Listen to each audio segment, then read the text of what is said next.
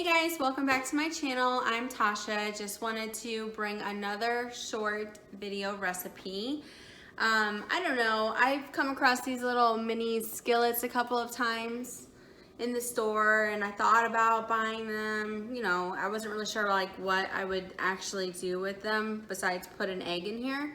But recently we went to the Lodge cast iron store and this was one of the giveaways because it was a brand new store. So I came up with a recipe to use with my little mini cast iron pot or skillet here. So today my recipe that I'm going to show you is just a skillet cookie that we're going to put in the oven, and this is a single serving. I really actually prefer single serving desserts over making, like, you know, tons, like a batch of cookies or a batch of, you know, cake or whatever, only because it helps me to stay accountable, especially being the only one who eats my keto desserts for the majority of the time. The rest of the family doesn't really care for them that much because of the taste. It tastes a little bit different since it's not real sugar. At any rate, I do like this recipe. I came up with it on my own, so it is my own recipe. I'm not copywriting this, but I'm gonna show you everything that I'm gonna put into this and we'll see how it turns out. So stay tuned. This video is actually super easy and quick to make. So it's really just gonna be like a throw everything in a bowl. So for the ingredients, we're gonna use some almond flour. Today I'm using the Kirkland brand. We're going to use 1 egg beaten, but only half of this egg. A tablespoon of butter. You should probably try to bring this to room temperature, but if not, just lightly melt it in the microwave so that it's easy enough to work with. I have a kid in the background, so if you're hearing some banging, that's what that is. We're gonna use some vanilla extract. And then in this bowl, I have a 1/4 teaspoon of baking powder. I've got a little bit of salt, a pinch of salt, and then this is my sweetener today. 3 teaspoons of the sweetener. This is the Swerve brown sugar one. You could use any kind of sweetener really that you have, but the golden one gives it more of that cookie taste. And I do know that monk fruit also has their own brown sugar one. I just haven't been able to get my hands on it. Also not shown here is the Lily's chocolate chips. I'm gonna grab that in just a minute. And then to grease our pan, I'm going to use some coconut oil. You definitely wanna grease your pan because it will stick. Cast iron, you know, you have to put some grease in it. So, all right, here we go. To start, I've got my food scale here, and I'm gonna measure out 42 grams of almond flour. I can't remember what that was. That might be about 4 tablespoons.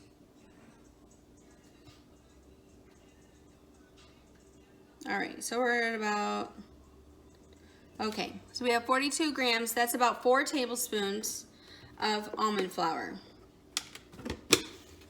Then we're going to add in our butter.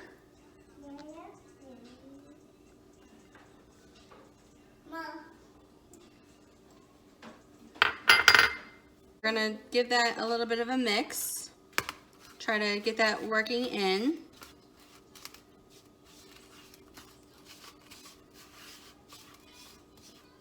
Now this is gonna be just like, you know, you want the same consistency of any other cookie dough that you would make in a larger scale. So we're gonna add in half of this egg. We'll see if we need the whole amount in just a minute. The rest of our dry ingredients here. This is half a teaspoon, so I'm gonna just use half of that, so it'll be a 1/4 teaspoon of vanilla.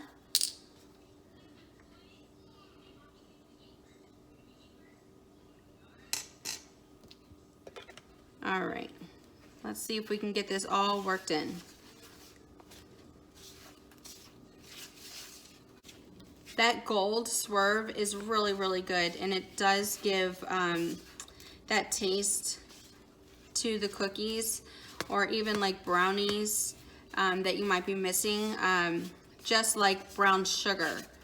So it definitely has a good consistency for this recipe, and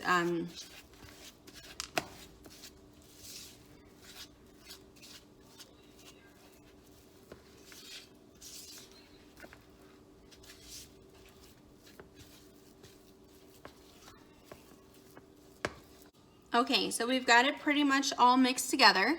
I'm gonna go ahead and add in some Lily's chocolate chips. These are stevia sweetened. If you don't know about them, you gotta know about them. They're really good. There's not really a whole lot of things on the market for keto people, but there are 9 carbs total, 4 fiber, 3 erythritol, so basically 2 carbs per serving. So we're gonna measure out a serving, which is 14 grams.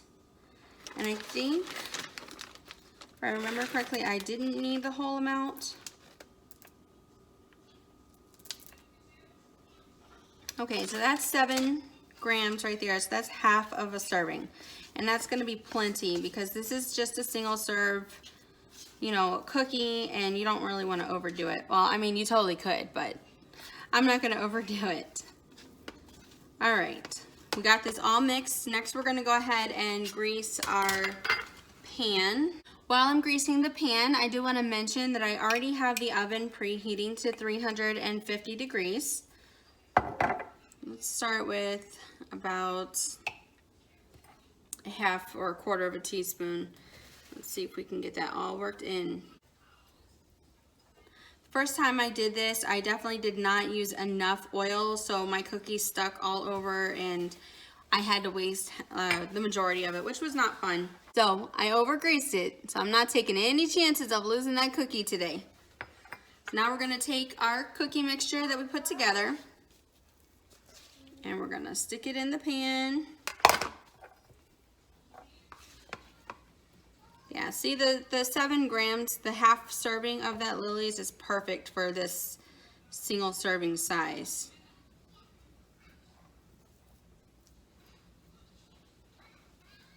Get it all in there.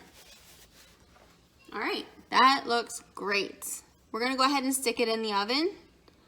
I'm gonna try it for about 15 minutes. Keep a close eye on it to make sure it doesn't burn.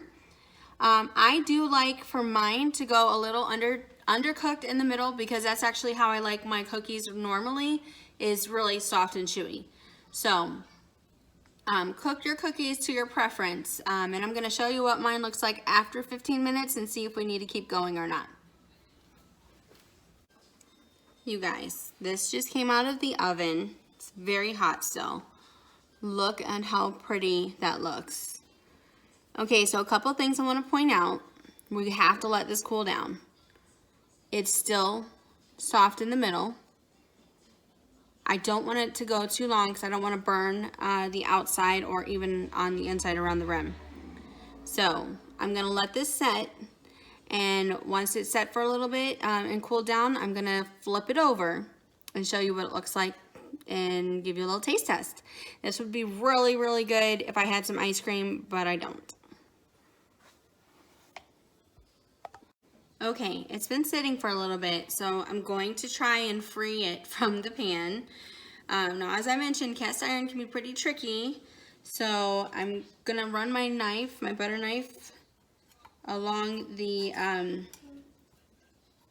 inside of the pan. Now, I know it's a little bit hard because I overfilled it just a smidge.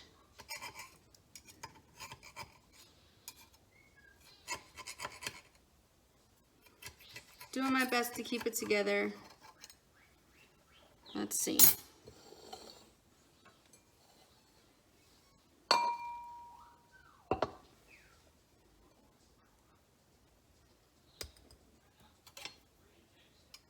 I feel like it's stuck. It didn't. It's so pretty. Okay, so throw on some ice cream if you have it. Make some mason jar ice cream, you know, whatever your deal is. But I'm gonna try this just like it is and let you know how it tastes. All right, here goes my bite.